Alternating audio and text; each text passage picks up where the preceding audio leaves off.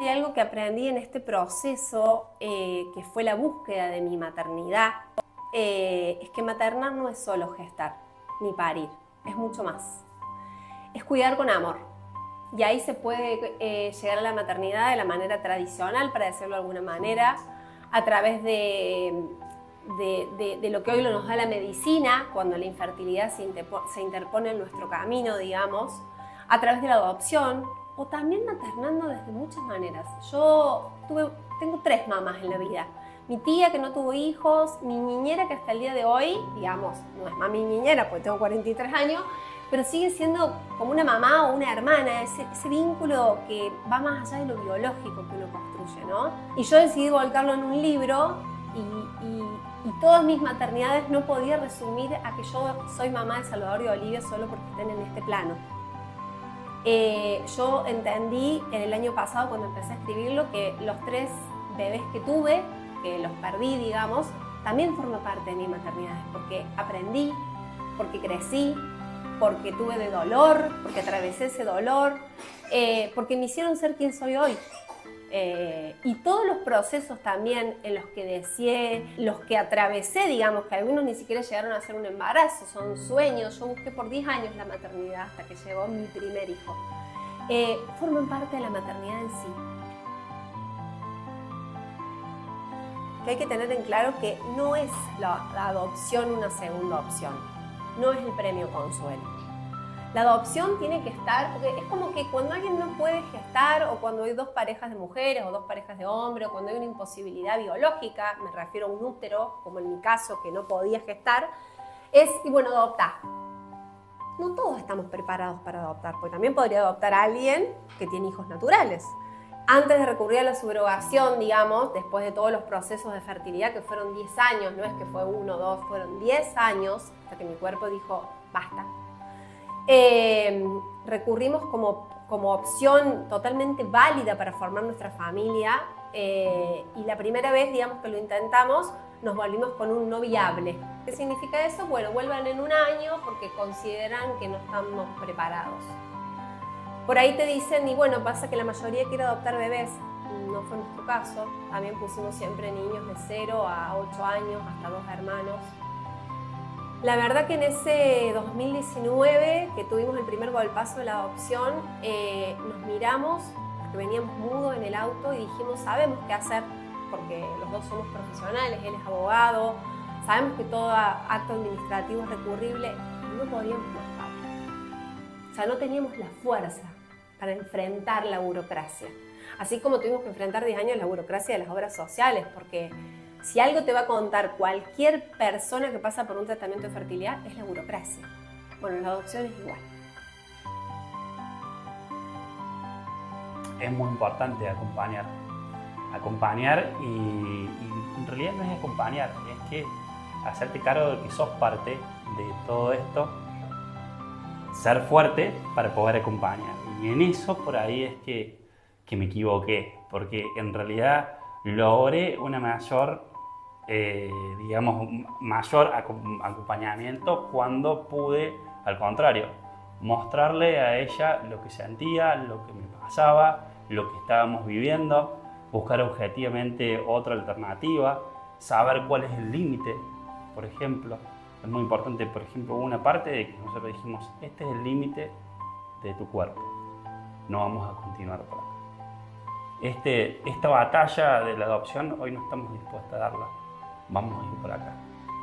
Y siempre con la esperanza y con los miedos. Eso es un poco como me tocó vivirlo. Y la verdad que hoy lo miro a mis hijos y agradezco haber cruzado al otro lado del mundo para buscar a Salvador.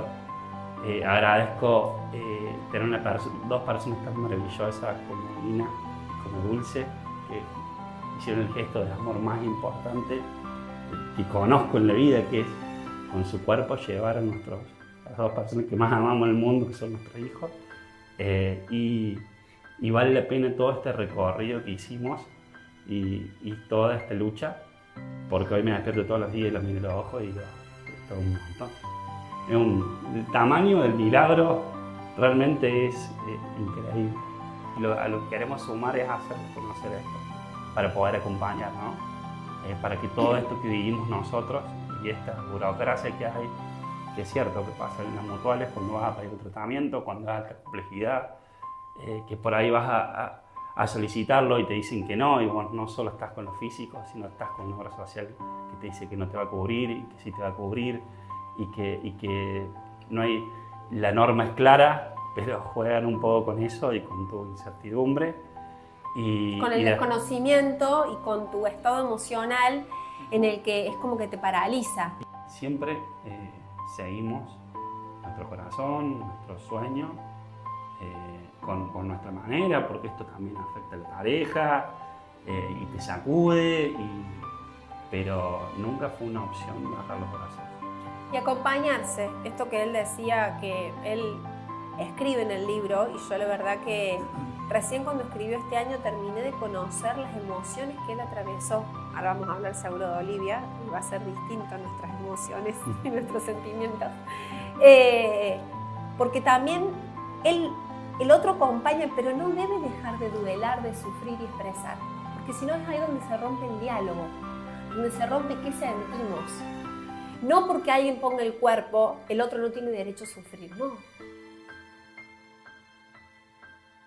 Porque él dice que fue un milagro, pero mira cómo lo venimos distinto, ¿no? Para mí fue... Porque en realidad si vos lo mirás desde afuera, vos ves que estaban todos los aeropuertos cerrados, estaba todo cerrado, y cuando abre Ucrania empieza a abrir un poco las puertas y empieza a dejar ingresar, ahí justo es cuando se da. Después vuelve a cerrar. Entonces nosotros tuvimos un mes y después vuelve a cerrar. Entonces es como que de alguna manera, países, digamos, Ucrania siguió estando abierto. Yo estaba aterrorizada porque, digamos, para mí encima de no haber podido gestar a mi hijo, digo encima y después te lo voy a cambiar ese encima. Porque no gestar a mi hijo, cruzarme el mundo, no poder estar en su nacimiento. Y me sostuve 12 días de un milagro que era mi hijo respirando. Viajamos antes, pero nos llevó 12 días, los permisos, los gozos, que te tenía que invitar cada país por donde pasabas a ir, porque estaba abierto, restringido. Vos tenés que tener una razón, no me voy de vacaciones a Ucrania. Cada avión iba pasando por diferentes países y iba haciendo una línea por donde podías ir de acuerdo a lo que... Con análisis de COVID por medio, no había vacunas. La apertura que tenían con respecto a COVID. Llegamos a Kiev y esa noche, en vez de poder, sabiendo que él ya estaba bien, porque Salvador fue un niño muy fuerte, al tercer día le sacaron el oxígeno, al quinto día ya estaba en el hotel, digamos, esperándonos, porque la clínica tiene un hotel clínica con enfermeras y pediatras. Nosotros acá, y él allá, solo con enfermeras. ¿Vos te imaginás para una madre que buscó 10 años que su hijo esté allá, solo, sin esta? Y bueno, era fuerza de que él estaba esperándonos. Yo por 12 días no dormí, Pablo. No pegué un ojo.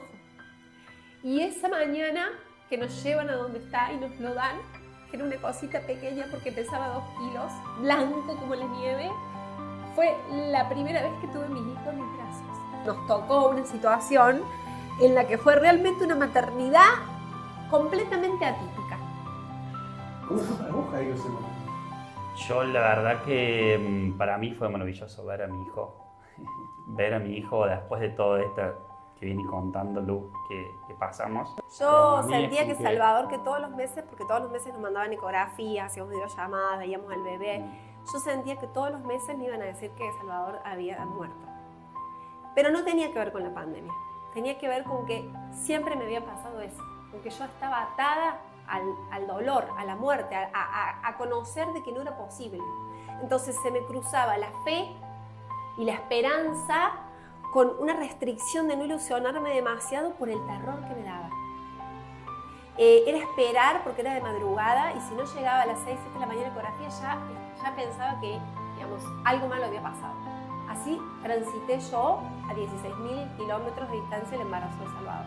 Pero usted tenía contacto con la mamá o no sé si se llama la No, mamá. se llama gestante, porque no es su mamá, digamos, porque no tiene relación biológica y porque ella está totalmente consciente, como le pasó a Coti, de que no quieren ser su mamá. Digamos, su mamá soy yo y su papá es él. La persona que ustedes tenían contacto con ella, les enviaba fotos, podían hablar con ella, ver videos. No, con la clínica. Con la clínica. con la clínica, porque es muy complicado el idioma. Claro. La clínica prefiere que hasta el nacimiento el contacto sea con ellos, porque puede prestar un montón de confusiones y demás. Una vez que nació Salvador la conocimos y hasta el día de hoy, aunque estamos en guerra, nos hablamos, digamos, seguimos la relación. Pero durante el embarazo, por lo menos antes de la guerra, era solo con la clínica. Salvador tenía que nacer un 12 de marzo del 2021, teníamos todo listo, o sea, ¿viste? Cuando decís, bueno, se está abriendo el mundo, tenés los pasajes para estar antes, tenés la maleta ya preparada o la valija para no hablar. Y fue un milagro, porque justo se abrió el mundo, nos permitió poder viajar para buscar a Salvador. O sea, se dio todo en el momento que se tenía que dar. que a nosotros la maternidad y la paternidad nos atravesó como un rayo, como le pasa a la mayoría de las personas. No por buscar 10 años un hijo, yo fui la mamá perfecta ni él el papá perfecto. O sea, aprendimos el día 1 en Kiev a maternar y paternar. Aprendimos, quiero decir, aprendimos a dar una mamadera, aprendés todos los días. Salvador era un niño demandante, no durmió por 1 año y medio. No, a mí me atravesó en todo, porque primero tenía miedo, no quería que nadie lo tocara, quería que yo solamente estar con él, ¿viste? Mamá primeriza, o sea, no por tener 38 ni porque haya atravesado un montón de cosas, dejé de ser mamá primeriza.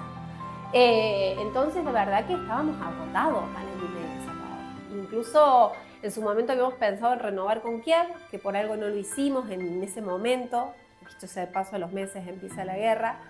Y quedó ahí, no estaba la opción de un segundo hijo. Salvador conoce su historia. Nosotros, hay algo que siempre nos planteamos con Jairo, es todas las opciones son posibles siempre y cuando podamos contarle a nuestros hijos todo, hasta un punto y una coma. Si hay algo que ocultar o que no contar, no es viable. Salvador tiene su libro desde que tiene 6 meses de cuento, que lo hizo una mamá que se graduó en Ucrania, en donde viajamos a Ucrania, en donde es una señora canguro que lo lleva en su bolsita. Entonces, cuando él pide una hermana, le dijimos a Salva, mamá, sabes que no puede tener un bebé en la panza porque tiene la panza enferma. Entonces, tenemos que pedirle a Dios, al universo, digamos, a quienes nos cuidan, que nos manden de alguna manera un hermano o una hermana. Intentamos nuevamente. Sí, con Salvador de 3 años. Tuvimos que empezar de cero. Y ahora nos decían que Salvador tenía 3 años, entonces no podíamos adoptar nenes mayores a Salvador. Teníamos que adoptar nenes menores a Salvador, pero son los que menos hay. ¿Por qué? Bueno, después lo explicamos en el libro, que terminamos hablando con la supervisora. En realidad no pudimos adoptar, pero no nos volvimos igual. Ya nos llaman que nos hagan la viabilidad y después, cuando sale la sentencia de subrogación, nos citan y nosotros cuando nos citaron fuimos con toda la ilusión de que pensábamos que éramos una familia de alguna manera elegidas para poder adoptar. Lo que sí logramos es que se suspendiera la viabilidad. Nos diera la viabilidad suspendida hasta que vieran qué pasaba con el proceso de subrogación. Pero mira qué diferencia, porque si una mujer queda embarazada y está en un proceso de adopción, no te suspenden. Y nosotros nos suspendían por un trámite judicial de subrogación. Entonces, de alguna manera, fue un poco confuso y por eso bastante nos decepcionó. O sea, las posibilidades de que Olivia naciera eran 1 en 100. Y la adopción, digamos, hay muchísimos niños y más si hubieran corrido la edad a la que nosotros poníamos, ¿no?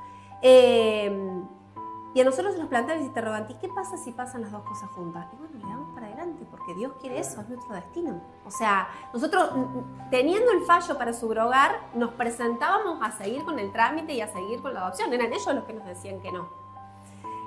Nosotros ahora sabíamos de qué se trataba la subrogación, teníamos otra fortaleza. El hijo de mi amiga tenía 10 años, antes tenía 4, entonces para mí ella podía hoy llevar adelante un embarazo y me dijo que sí. Entonces le dije, pregúntale a tu hijo si nos presta tu panza, y Vicente, unas semanas después de esa charla, me mandó un cartel, abrí el WhatsApp yo, que decía vamos a llevar a tu bebé. Y ahí iniciamos un proceso médico, judicial también, que como siempre dice Coti, estuvimos más en el proceso que en el embarazo. médico para hacer todos los estudios, hacer los embriones, digamos, para poder transferirle a Coti. En enero del 2024 queda un embrión, por eso te digo, un embrión, que la posibilidad de que prenda es, las estadísticas, era una nena, era Olivia, porque le hicimos el análisis genético, todo, digamos, hicimos todo lo que, aunque como en realidad la obra social no nos cubría nada, hicimos todo lo que se tiene que hacer, digamos, y más ante una subrogación para no exponer tantas veces a la subrogante y demás. Entonces, lo que nos faltaba era la homologación judicial, nos había citado la jueza, había hablado con los tres, un cuerpo técnico, era como en paralelo, en la misma provincia teníamos audiencias por la adopción y audiencias por la subrogación. Bueno, finalmente la jueza nos dijo sí, en mayo salió el fallo, puede, digamos, transferírsele el embrión a Coti y los papás son Luciana y Jairo.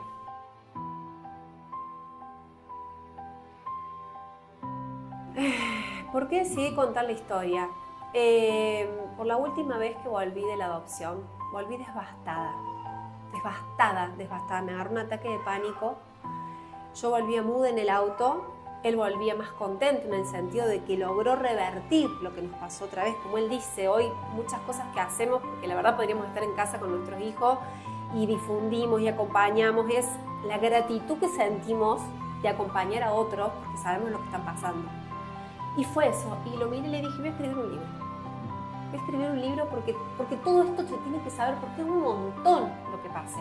Y porque estoy segura que en cada lugar hay un montón de personas que pasaron lo mismo o que lo están pasando. Y empecé a escribir y en 6 meses lo tenía escrito. Llevó más tiempo editarlo que escribirlo. Y se convirtió en este libro hermoso en donde están todas mis maternidades, los 10 años de miedo, culpa, envidia, dolor, pinchazos, las 2 maternidades, porque yo finalmente pude maternar desde el día 1, Olivia. Yo pude acompañar a Coti a cada ecografía, en realidad pudimos, éramos una banda, entrábamos a las ecografías él, Vicente, Salvador, yo y Coti, y Olivia en la panza, todas, explicándoles a ellos, bueno, vamos a ver si se siente el corazón, porque es todo, digamos, ellos teniendo la R clara, uno con 4, el otro con 11 ya, y finalmente Olivia nació en marzo. Nosotros teníamos todo, 2 obstetras, uno en Olavarría porque Coti vive en provincia de Buenos Aires ahora y otro acá, por si se adelantaba, ¿viste? Porque yo ya tenía la experiencia. Teníamos todo preparado, Coti se vino un mes antes para acá con Vicente y Olivia nació el 12 de marzo del 2025, se adelantó 3 días, nació el día en que debía nacer su hermano en un 2021. Entramos juntas a la sala de parto, fue por cesárea, la vi salir, Diego, mi obstetra que me conoce toda la vida, me iba contando, ahí viene Olivia y fue el acto más sublime de mi vida ver a mi hija llegar al mundo. La agarré así toda sucia como se agarra y se ve en las películas, en los videos, digamos, me la puse en el pecho, se la acerqué a Coti, lloramos juntas. Le dije, ¿te diste cuenta? Le digo, 2 mujeres trayendo otra mujer al mundo, porque encima traer otra mujer para nosotras era un montón. Era como... Primero te voy a contar, ¿por qué lo contamos? Para poder acompañar a otras parejas que lo viven y para poder hacerle, si quieren, un poco más cortito el camino o por lo menos transmitirle cómo lo vivimos nosotros. Eso ya es muy importante. Y después, cuando decidimos esto de compartirlo, lo que recibimos. Hoy nos ponemos a charlar con parejas de otras provincias que están en proceso de adopción, nos ponemos a charlar con otras parejas que van a iniciar un procedimiento en Ucrania y la verdad que eso es maravilloso. Nosotros estamos dispuestos a todo, Pablo, a vender nuestra casa. Conozco familias que antes de la ley de fertilidad han vendido casas, autos, campos para tener a su hijo. Es el deseo más profundo que un ser humano puede tener. Y el no llegar a ese ser amado, digamos, es muy doloroso.